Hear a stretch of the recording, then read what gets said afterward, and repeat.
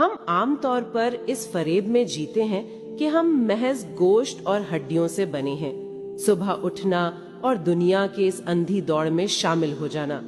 لیکن آج کے اس گہرے مطالعے میں جس کا موضوع ہے رمضان روح کا آئینہ، ہم ان تجزیوں پر بات کریں گے جو اس وہم کو بڑی بے دردی سے توڑتے ہیں۔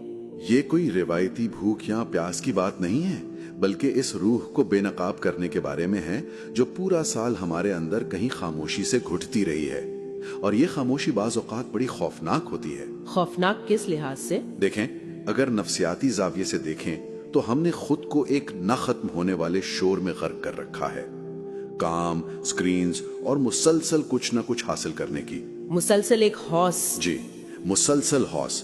لیکن جب وقت کی رفتار سست پڑتی ہے تو وہ اندرونی آوازیں جنہیں ہم نے دبا دیا تھا وہ اچانک واضح ہونے لگتی ہیں۔ یہ عمل دراصل کھانا چھوڑنے کا نہیں ہے، بلکہ خود کو، اپنی اس پھولی ہوئی انا کو اور اس اندھیری ضد کو چھوڑنے کا ہے جس نے ہمیں اندر سے جکڑ رکھا ہے۔ یہ بات واقعی اندر تک اترتی ہے۔ مطلب اگر یہ صرف اور صرف جسمانی بھوک کی بات ہوتی تو جانور بھی تو کئی دن بھوکے رہتے ہیں۔ اس کا مطلب ہے کہ یہ عمل روح کی اس شدید بھوک کو ننگا کرتا ہے جسے ہم نظر انداز کرتے آئے ہیں۔ ہم جدید انسان دراصل اسی بھوک کا سامنا کرنے سے ڈرتے ہیں۔ بالکل ڈرتے ہیں، اور مجھے ان نوٹس میں ایک عجیب سا تضاد ملا جس نے مجھے بہت حیران کیا۔ محرومی کی حالت میں، یعنی جب انسان پیاس اور بھوک کی شدت محسوس کر رہا ہوتا ہے تو اسے ایک گہرا سکون کیوں ملنے لگتا ہے؟ اس کے پیچھے کیا نفسیاتی وجہ ہو سکتی ہے؟ ہم فراوانی کے اس قدر عادی ہو چکے ہیں کہ جب ہمارے پاس سب کچھ ہوتا ہے تو ہم مسلسل بھٹکتے رہتے ہیں، ہمیشہ کسی نئی چیز کی تلاش میں۔ لیکن جب انسان محرومی کی حالت میں ہوتا ہے تو اسے اچانک یہ تلخ حقیقت سمجھ آتی ہے کہ وہ کتنی کم چیزوں پر زندہ رہ سکتا ہے۔ یہ سکون دراصل اس بوجھ کے اترنے کا سکون ہے۔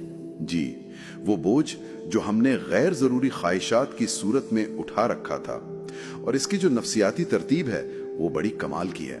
دن کا سخت ضبط اور رات کے آنسو، یہ کوئی اتفاق نہیں ہے۔ تو کیا میں یہ کہہ سکتی ہوں کہ دن بھر کی محرومی ہماری اس انا کو کمزور کر دیتی ہے، اور اسی وجہ سے رات کو عبادات یا یہاں تک کہ اپنی ہی ضمیر کا بوجھ ہلکا اور قابل برداشت محسوس ہونے لگتا ہے؟ بالکل یہی ہوتا ہے۔ دن بھر جب جسم کو روکا جاتا ہے تو دراصل انسان کی اکڑ ٹوٹتی ہے۔ جب انا کی دیوار گرتی ہے تو انسان اپنے اصل سے جڑتا ہے۔ یہاں سب سے اہم نقطہ جو ان تجزیوں میں بار بار ابھر کر سامنے آتا ہے وہ یہ ہے کہ ہم سے کسی فرشتہ صفت ہستی میں تبدیل ہونے کی مانگ نہیں کی جا رہی۔ ہم سے کچھ نیا نہیں مانگا جا رہا، بس وہ مانگا جا رہا ہے جو ہم اصل میں تھے، لیکن اس دنیا کے شور میں کہیں فراموش کر بیٹھے۔ یہ نقطہ بہت معنی رکھتا ہے۔